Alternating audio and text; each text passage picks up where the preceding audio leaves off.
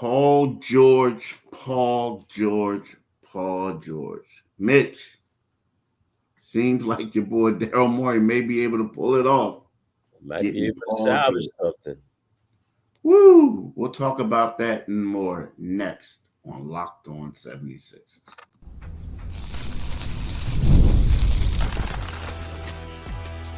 You are Locked On 76ers, your daily Philadelphia 76ers podcast, part of the Locked On Podcast Network, your team every day.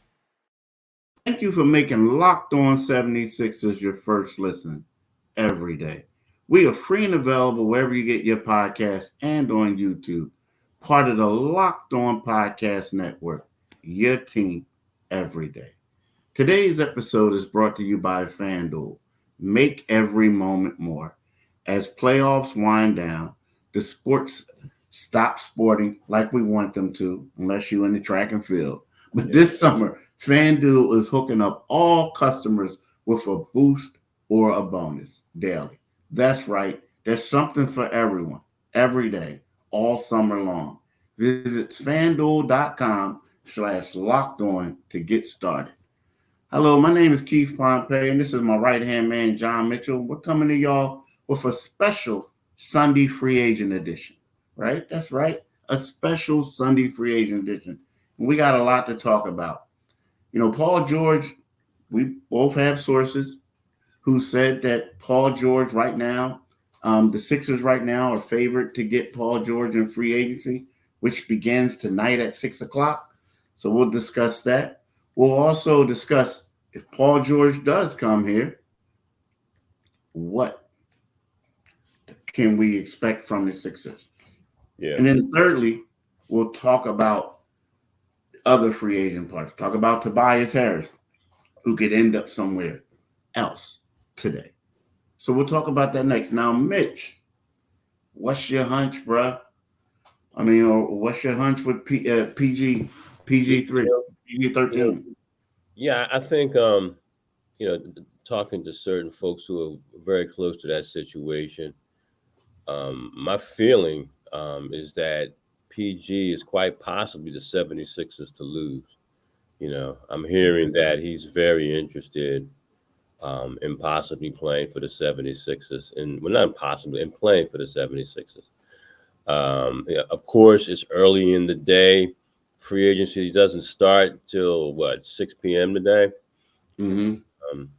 And things could change. They could muck it up, but maybe they won't.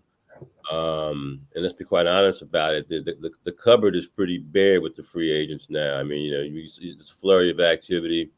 LeBron, who was kind of off the table anyway, but just kind of a talking point. LeBron's off the table. Jimmy Butler looks like he's kind of content in South Beach. And Paul George has been the apple of their eye, as you have been reporting for quite some time now. So, from what I'm hearing, and I trust I trust these folks. I think it's the 76ers to lose. So I do think that when free agency begins, I think Paul George is a 76. I don't know how long the process takes for them. They hope it doesn't take very long at all. But I think we may be gathering here, to talk about Paul George, Tyrese Maxey, and Joel Embiid, and the triumvirate that they should be forming. Yeah, exactly. Now the same thing. I'm hearing the same. So the thing is, people were like, "Yo," the source hit me up, was like, "Yo, Paul is leaving, right? Mm-hmm. He's opting out." I'm like, "Okay, he's leaving. Okay, what that mean?" Like, "Oh no, he ain't coming back." But then again, you realize that the thing about Paul George is adamant about wanting a fourth year, right? Yeah. And this is, I hate to be repetitive, but the Clippers only wanted to give him 3 years, around 152, 100, whatever it was, right? Yeah. He wanted the 4-year max. They didn't want to give it to him. The Sixers will offer him 4 years, $212 million. That's what they're willing to do. So he's adamant about that. even though he lives in LA, his mom and them, I mean, he's from LA area, his mom and them all there. His mom goes to every game, his mom and dad, but he's adamant about that. Now, the fact that he opted out, now here's the thing, we both know the Sixers are the favorites. Right. But what if the Clippers offer him that 4-year thing? Now, they say they didn't want to do it. They didn't want to do it. He wanted it. But if they offer him that 4th year, does he stay? And to me, that's the question. Yeah. But outside of that, I believe what everybody says and everybody thinks, he's gone. Yeah, now, I think he's gone. In there too. But Mitch, if they offer him that 4th year, that could be it. Yeah, but you know, I think if they offer him that 4th year, it's kind of like, you know, they gave Kawhi 3 years. Yeah. You know? And I think that, I mean, Kawhi's a 2-time champion. You know, Kawhi's the better player when available. So, you know, I think it's almost kind of a respect thing, and you know, and if they were, I think if they were going to make that move, I think they would have reached that agreement at some point by now. You know, I think that we wouldn't be talking about the speculation wouldn't be out there, and I mean, just from some of the things that were out there, you know, I just want to go somewhere where they play the right way. You know, we read a lot into that. You know, the 76ers are, you know, I think Shams reported the 76ers no longer are pursuing him to the degree that they were pursuing him. Yeah. My sources told me don't believe that. Yeah. And I think that you know, I mean, obviously he wants to. His heart wants to be in LA, but I think as much as his heart is that, you know, that $53 million in that last year, you know, of a 4-year deal is a lot more appealing than, hey man, you know, Mom, I'll fly you to the games if you want to get there. You know, I'm sure you have to work twice sometime. So so again, I'm pretty well dug in that he'll be a 76er. You know, if not at 6, I mean, because obviously, you know, he's giving courtesy meetings, you know, but the Golden State thing was off the table. That would have kept him in Northern Cali at least. So, yeah, it looks like the 76ers make it their guy. You know, now who they're getting, who they, you know, obviously they're going to be the health concerns, because he's 34 and he's missed 140 games to injury and rest over the last 5 seasons. But he did play in 74 last season, and you know, even like over that 5-year stretch, he's appeared on the average of 53.22 games per season. So, you know, the Sixers have been fishing, and everybody else has been catching their fish.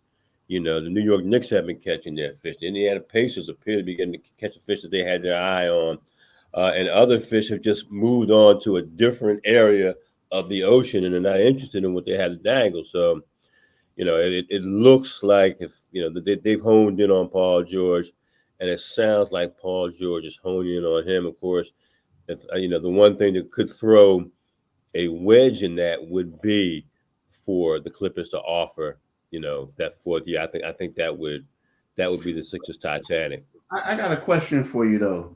Is it a serious answer? You see, I got my Run DMC joint on. Okay, you're the king of rock. Yes, sir. Okay. So let me see the bottom of it. I see the top say King of Rock. What does it say in the middle? Oh, Run DMC. DMC. Fresh for you. Yeah. Fresh. You all right. But listen, here's my thing, Mitch. Like real quick, because I know we're getting ready to go into the break in a little bit. But here's my question to you, real quick. So you can look at it 2 ways. The Clippers could come back at you and be like, look, they probably won't, but they could, if they say we're gonna give you that 4th year. Yeah. Do you go from the standpoint of like, look, man, y'all had an opportunity to do it a while ago. I'm out. Yeah. I think that'd be a consideration. It's like, you know, why put me through this? You know, if you want me that badly, I know I miss business, and he understands that. And you know, you saw high you know, we go low, you go low, we go high. But I don't think there would be any bitter feelings toward the Clippers. I think he would, you know, I mean, that's what he wants. He wants that fourth year, and if he wants it in Los Angeles, so I could see him saying, you know, that's why I'm saying that's.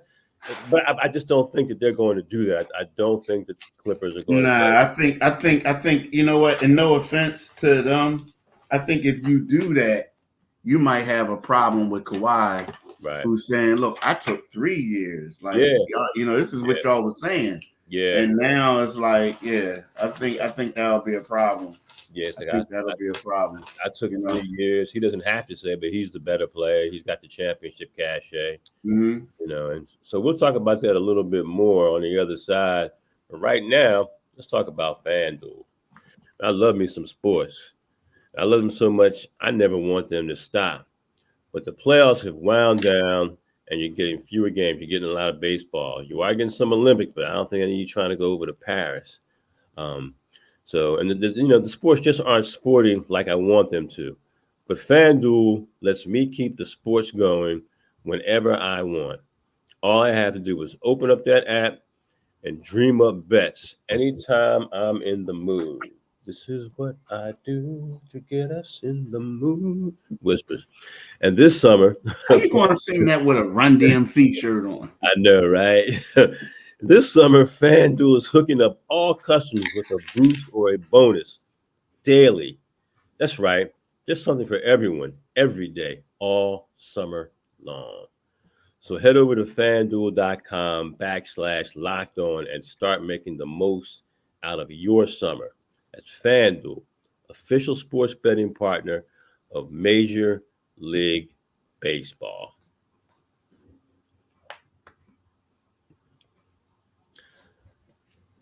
Tell me, are you watching Fox Sports or ESPN on your TV all day?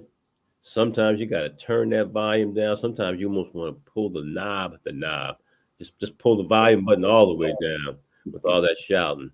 So my suggestion to you, why don't you make the switch to Locked On Sports today?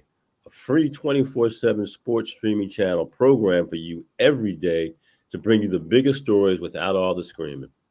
Locked On Sports Today brings you can't miss analysis, opinions, and news, streaming 24/7 on YouTube or the free Amazon Fire TV channels app, part of the Locked On Podcast Network, your team every single solitary day. Do it today, people. As my man always says, definitely do it today.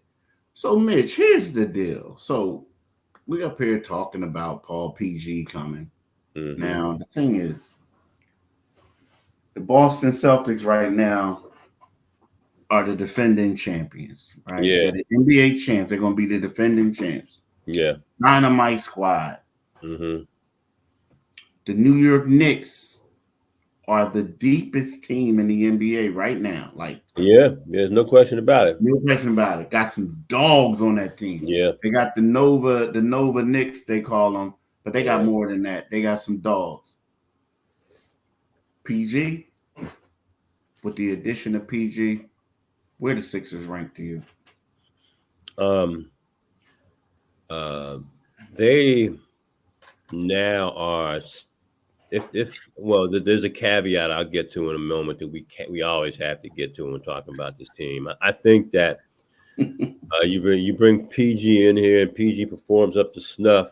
Yeah, I think they're right there with him because, you know, you can always the one thing I look at if you put them head to head against the Knicks, who's the best player in that series? You know, I would say Joel Embiid. I would say the second. The second best player would probably be Brunson, and right behind him is then you either say, you know, the next two, and I love me some Mikal Bridges, and I love me some OG Anunoby, but I think I take the combo of Tyrese Maxey and Paul George and say the 76ers have three of the top four players in that pairing. You know, of course, we know that I think Mikal Bridges is very underrated. I think he's in a hell of a situation. with his perimeter defense. Of course, Thibodeau will grind him down, and he'll probably miss some games because, Thibodeau will have some games where he plays them all 48 minutes, and Tibbs, who I like because he's old school, but he just grinds his players down. I remember, he did that in Chicago, he did that in Minnesota. So if they stay healthy, which is the caveat, if the 76ers can get Paul George to be on the floor and to stay healthy. And to his credit, he played in 74 games. And again, we're putting the carriage before the horse but we're being theoretical. We're hyperbolic right now. So that's fine. So I think, I would put the 76ers ahead of them if they can continue to fill that roster out. Because, while I do like their big three, that's still pretty much all they have. Where the Knicks have a complete, the Knicks have a roster to envy, and they have demonstrated more dog than the 76ers. Yeah, and I guess the caveat that you talked about is Joel Embiid's health, right? That's always a caveat. Yeah, that's always that. I look at it. I also want to figure out, who else they bring in here, right? Like, I also think that I believe that if you go out and get those guys, and especially how Paul George on his podcast, when he was talking about remember where he said how important it was to have Nico Batum and Robert Covington. He said it was nothing against James, but when we lost Robert Covington and Nico, we lost a lot, right? Yeah. I feel like with the fact that Embiid really wanted Nico, the fact that Paul George talking about the importance of him, you got to go get him. Yeah. You have to get him, and he has to be your power forward. Yeah. Right? He has to be. And now I don't know, like Covington, last time he played was December the 30th. So I don't know. If he's anything, he's rested. He's rested. But I don't know if they want to. I mean, who knows? Maybe. But like, those are the type of guys that they need. They need some defensive-minded wings. But again, I feel like what that does is, and Paul is right, a lot of people he caught criticism because they were saying, what, you don't want to be a two-way player, you got to do this, you got to do that. Well, the thing is, you want to make sure that he's rested, he's this and that. And if you have role players that can do it and he can excel, and then, of course, like in the games, make stops, get them on to other people. Right. But you're going to need him and to provide that balance as well. I think if they could get Nico, if they can get some other guys, I think they probably can contend. But again, like, I don't think it's going to be easy. I don't think that they just roll out the ball and all of a sudden they're competing with these teams. Right. These teams are younger, they're more healthier. Yeah. And let's face it, Boston has that moxie. They're the champions. So, but I do think that he does make them. Now, here's the deal. If they don't get him, nah, man, they're battling the Milwaukee Bucks. They'll be lucky to battle the Milwaukee Bucks and the Indiana Pacers for the battle to be the third best team in the East. Yeah, you know what I mean? So it's extremely vital that they get this guy. And they know that. I mean, he means the world to them. His addition means it, and they're better. And then, let's face it, if you get him, Daryl Morey always said, if you get a max type of player, and you have Maxey and Embiid, then there's going to be more players who want to play with you, who are going to want to come here and may take the minimum for that. Yeah. And there have to be players, again, if in fact Paul George situation works out the way we believe that it will, you have to get some other bodies in here. And you're right. I mean, I Milwaukee. I think Dame will be better next year. I think I really like Indiana, man. I like Indiana. And they've got players who are going to continue to get better. I think that Maxey continues to be a rising phoenix, a player who has. I mean, when he had 3 50-point games last season, I think it was. Yeah, he has. Yeah, Yeah, and he's 23 years old, man. He's, the sky's the limit for that kid. And we've had conversations here about do they begin building around Maxey already because of his availability. But again, the caveat is Joel. And if this triumvirate does come together, let's beg Joel to go vegan. We come back from Paris and go vegan, man, and let that 280 in the media guide not be a myth, but let it be reality. And they can have something said. You could finally have something special if this all comes together. He comes in playing shape, doesn't use the first month and a half of the regular season to play himself in shape. And he's probably, if he does hear this, if he watches our podcast, he's probably tired of hearing me say that. But somebody's got to say it to him. Yeah, no doubt. No doubt. Got to say it to him. No doubt. Well, look, y'all, when we get right back, we're going to talk about some more free agency, possibly the Tobias Harris situation, the whole nine and that when we'll be right back. That was quick, man. That was quick, man. Yeah, that was really quick. Whoop speed. Yeah. But that reminds me of Dave when you were running track in high school, Keith. Yeah, until I ran up against some dudes from Brook. Nah, I used to spank them. It's like, nah. But y'all had a dude by the name, when I was a young boy, his name was Lincoln Townsend. You remember that name? That name rings a bell. Yeah, he was good, man. It was funny because it's like Lincoln Townsend. It's because you used to think of like the Lincoln Town car. Like Lincoln Town car, he was right. smooth. He was a 400-meter runner. Yeah, I used to look up to him. Like he probably never knew that, but he was pretty good. Of course they had Will Reed, but then that was Central. No, I'm saying from Philly, but Overbrook had a squad. The coach was good. Now, who was the one, man? What's the dude? Man, let me correct you. Let me correct you. Oh, our coach was great. Rosenthal. Mr. Rose. Mr. Rose is one of the greatest coaches in the history of this city in any sport at any level. But I digress. I had to give my man his props. Yeah, he was the man. But let me tell you this. He turned Central into a power. So who you think is the best?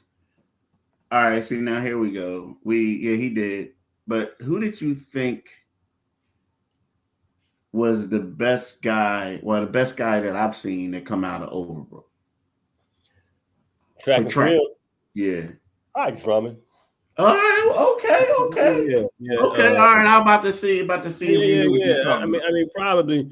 And and when I go on social media later on, some of my Brook heads will be like, "Yo, you forgot," because they've had a number of Olympians, man. Yeah, they had a number, but see, But the funny thing about Drummond, like, correct me if I'm wrong, but Drummond kind of ascended when he left Brook. Like he was the man, he was good, but once he got to Brook, because remember he went to TCU, dude. And I'm sorry, y'all, we're gonna get on the NBA in a second. But when he was at TCU, they was known as the stick shifters, right? Yeah. Or the flying frogs, because stick shifters is because they let off with the slow dude who wasn't slow. Then the next leg was the second fastest, third fastest, or excuse me, the third fastest second leg, second fastest third, and then boom. But this was a 4x2. Oh man, they were rolling. But then they were flying frogs. So Drummond, I say that. But that's enough track and field stuff. Tobias Harris. So Tobias Harris is, meeting with teams as well, and going to meet with teams as well in LA. There was a point where it seemed like the front runners to get him were Detroit and Utah. There's other teams out there, but unfortunately, a lot of squads don't have the money. Yeah, that he would like. But here's a guy I think that, I think I wish him a lot of luck. I mean, I think that he can go somewhere and probably fit in. I know in Philadelphia, a lot of people are thinking about the last game he played. They're saying, man, 0 points, this and that. But I feel like that his body of work over his NBA career, this might impact his money. But when you look at his the analytics he has, body of work, I feel like that he'll be okay somewhere else, right? And I think that for him, if I'm him, I'm extremely motivated wherever I end up at. Right. Because I want to prove to people that I'm better than what people in Philadelphia think I am. And I do think that he is. Yeah. But I think that unfortunately it's just not a lot of money out there for a lot of teams. So it might be one of those things where, who knows what happened. It could be a sign and trade. It could be this, it could be that. But, it's just not a lot of money. Now, do I think that he's probably going to garner the $39 million he made? No. But I could see him, still getting paid. It just won't be close to the max. Yeah. I mean, Tobias is going to bring value somewhere. He reminds me, his contract reminds me of a player that I covered, a guy who really broke the market. And one time told me, if they're offering me the money, why wouldn't I take it? That was Juwan Howard. Mm-hmm. And Juwan, it was years ago. Juwan signed what I think was a $109 million contract, which today sounds like nothing. But 20 some odd years ago, it was a great deal to have, and that's exactly what he told me. And I was like, hey man, I'm not questioning if you can get it, and so that's kind of, and Tobias is that kind of player. I mean, when he was with the Clippers, it was like, man, a guy was shooting close to 40% from the 3-point line. He was the man. He was a hell of a player, man. It just didn't work out, and that happens with a lot of guys. They go somewhere, and it's like you just never live up to it. We do know that the 76ers, there's been a boatload of dysfunction. Before he got here, when he arrived, and there was not, since he's, it hasn't been that bad lately. It's just that, he was always expected. And I had this conversation with my brother, and he couldn't see past the money. 0 points for $39 million. And I'm like, yeah, I get it. I get it. But I think Tobias will land somewhere. Every now and then you hear this is what the Sixers wouldn't be able to do. But he's going to land somewhere and be a valuable player. He's going somewhere to start. Yeah, and here's the thing, though. People forget when Jimmy Butler, before the playoffs started, like Jimmy Butler's first game, he was balling. First couple games, like I know he went to Charlotte. He had 30-something points at the game-winning three. Then he goes to Brooklyn. He hits a game-winning three from basically the same spot. The crowd was, everybody was cool. Then next thing you know, we're in the middle of January, Jimmy Butler scoring 3 points, and people are like, yo. Jimmy was checking out. It was kind of like they had him in the corner and he wasn't getting the ball. So then Tobias comes, then Tobias signs that money and he's standing in the corner. So I'm here to say, like, while yes, it's the player, like Tobias, you can blame the player. It's also you got to be utilized the right way. And what happened is when the playoffs started, they gave Jimmy the ball. And then Jimmy start making stuff happening. And then all of a sudden everybody start raving over him. But I'm telling you, if you look back at it, there was times where he was standing over in the corner. He wasn't getting shots. He wasn't doing anything. And people were like, I don't know about Bull. I don't know about him. So that's what it is. So Tobias will be fine. But it's just, to me, the reason why he can't come back, and you never say never, but the reason why he can't come back is just because the way the fans, and, I don't think they will stand for it. And I don't think that this is a place that he would want to play. I mean, just because of it was a crazy situation, dude. Yeah, man, one thing you want to consider, though, Keith, the safety that the Eagles brought back, who dogged the Philly fans not long after he got out here and went to Detroit. His name escapes me right now. But he's come back, and now the Eagles are talking about having a star quality secondary. That remains to be seen. But I think people now are learning to let bygones be bygones. You talking about Slay? No, not Slay. I'll tell you his name in a second.